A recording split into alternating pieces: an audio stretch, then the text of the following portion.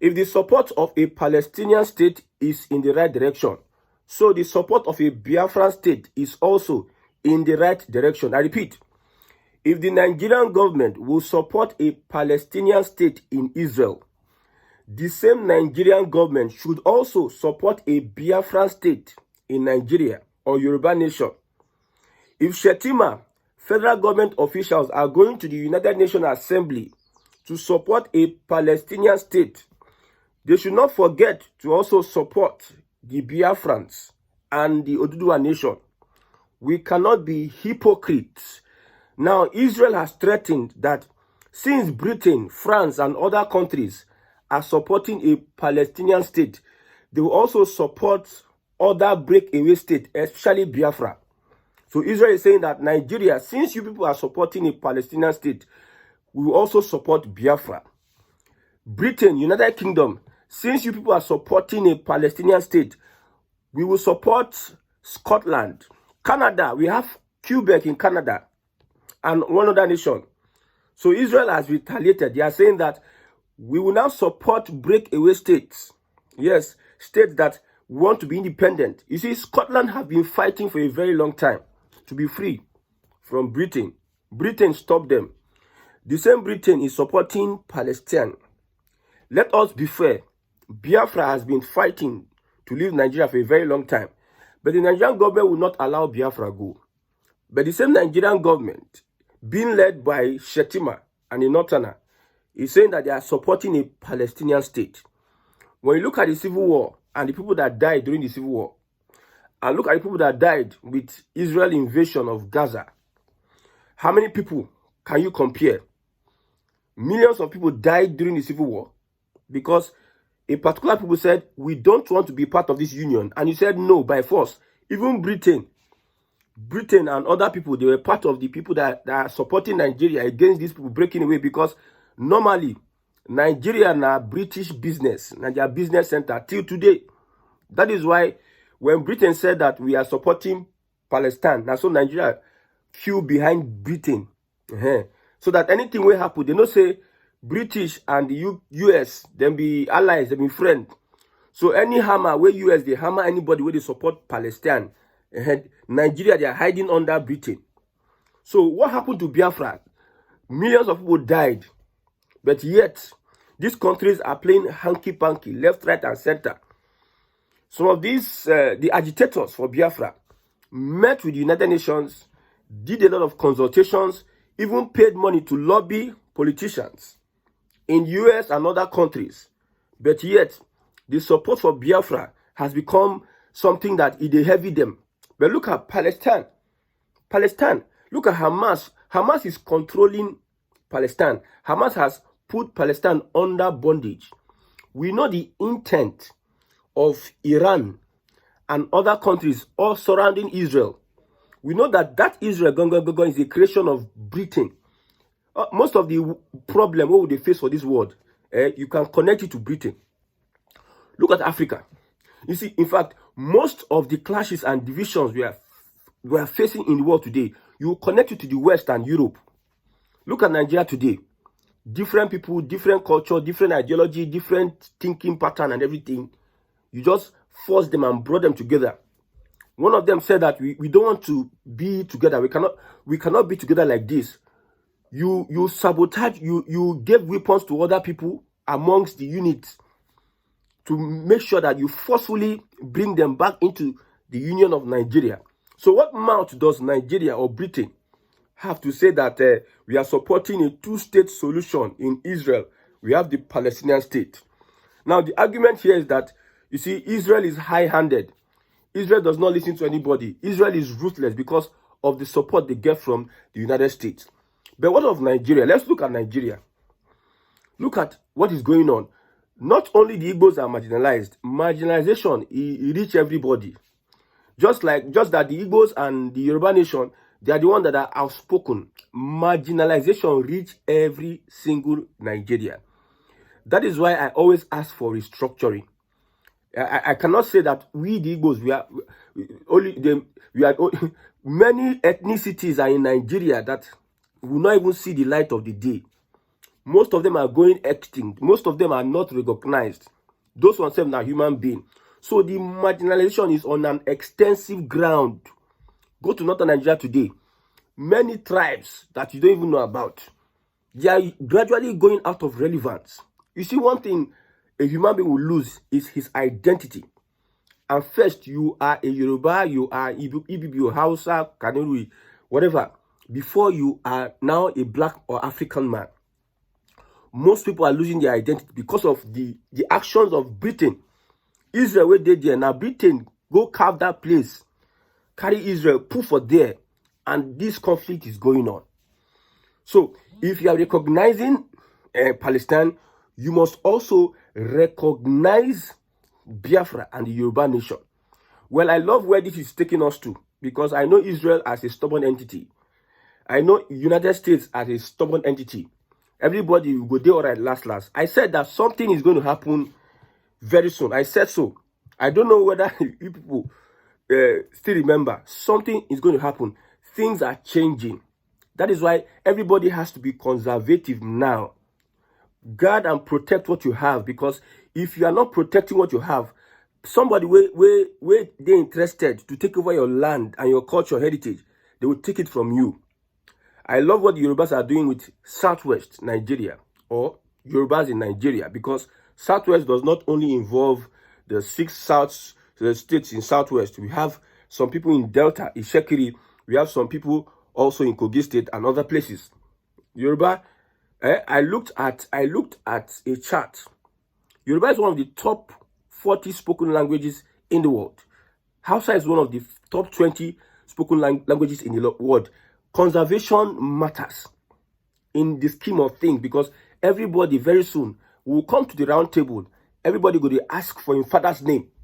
You will not remember your father's name. You cannot point to your father's house, or you cannot tell us your lineage, how you came, how you existed in that land. That's why it's important for history, heritage, tradition, and culture, for you to preserve what you have, your identity.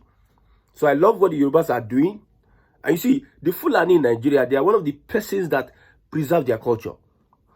It is difficult for you to speak Fufide, the Fulani language, Fula.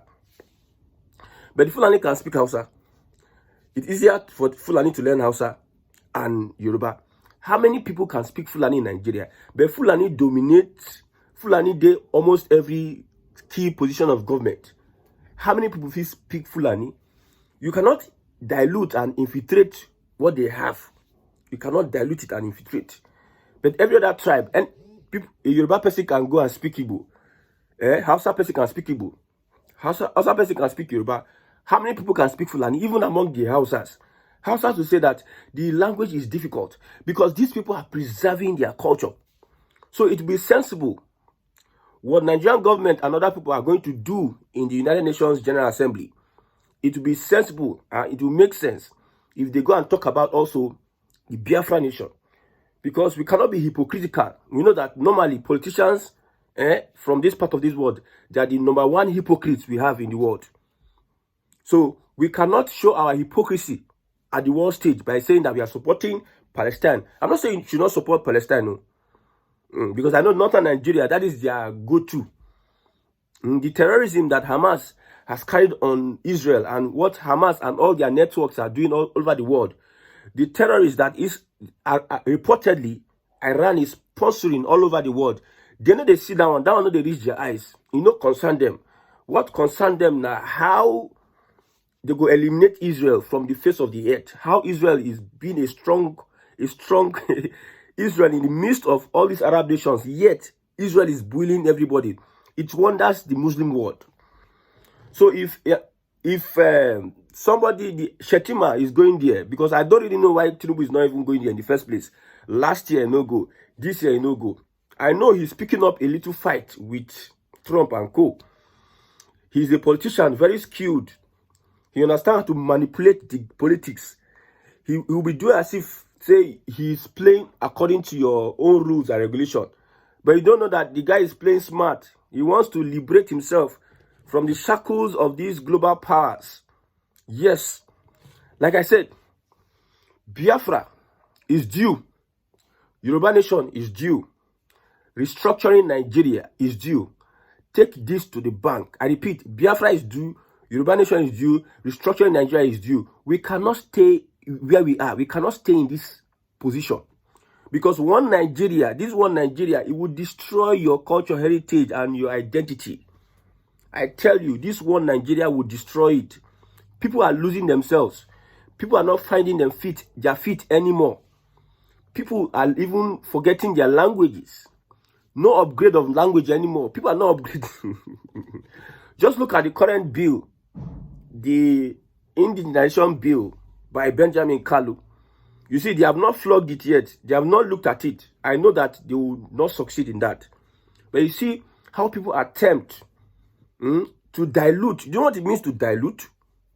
You see, when you buy a product, the original taste, you now carry water and put them. It loses its taste. It becomes, it's a corruption. You are corrupting people's bloodline. You know what they call indigene? Now, I believe the Igbos are now speaking out because nobody sent Benjamin Kalu message. Nobody sent a message. What he's doing, he's just doing out of his own volition. Now, my Yoruba brothers and other people can see that all these leaders that are doing what they are not doing it because of they are representing the Igbo people. You see, normally, some people just keep quiet. Does not mean that the Igbo people are supporting what these men are doing, even in Igbo land. Because I saw a tweet, an information from somebody. He said, even Benjamin Kalu, that is an Igbo man representing the Igbo people, and is holding one of the highest positions in the land. Look at what he's doing. That Igbos, all of them are the same. My brother, you don't know the Igbo people. If you look at Igbo people very well, or you look at people that have traveled to Igbo land, that have stayed in Igbo land, Yorubas, Hausas, Fulanis, that have traveled to Igbo land and have stayed in Igbo land, you'll be shocked that they don't have the same take with you, because you stay in your comfort zone and you just want to generalize everything, like all Igbos are the same because of a particular action of a person. Are you not shocked that some Yorubas, not all, that have stayed in Igbo land, they have a different story entirely about the Igbo people? So it is not usually all the Igbos. Not all Yorubas are bad. Not all Fulanis. Fulani were good. I've seen a Fulani that is good though. I've seen a Fulani that is good. Not everybody, you don't generalize. So Benjamin Kalu does not speak for the Igbo people. He's speaking for himself and his family and his political clout chasers that think that they will become president. These people are not wise. They are not socially or mentally intelligent. Taking this bill will further destroy any of his ambitions in the future, or ambition of the Igbo people in his set. Shebi Umahi and Co, they are preparing. They will see you people as the same people having, number one, your own people. They will not send you. Your own people. You know, normally in Nigeria, the leaders we have, they are not true representation of the people. Like the people did not really put them there. They manipulate the system to get themselves in power.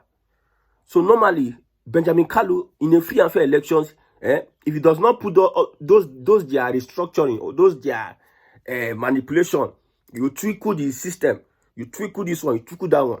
Imagine a politician, one election day, you see say politician, no money for bank again. Towards election, you go bank, you no go see money. Money goes scarce. Where money go? Almost all our cash is there for politician hand because they want to election. So that they can bribe this one, bribe that one, bribe voters, bribe this one, bribe that one. Because they want to do election. If you look at bank records during election, you go see how many transfer. In fact, banks go make money during election. So these people, they cannot even win elections, free and fair elections. So they are not representing the Igbo people. So whatever he's doing, he has lost his chance in the future of becoming whether president or what. In fact, a lot of conspiracies will go against him. So having said that, me, I'm not a hypocrite.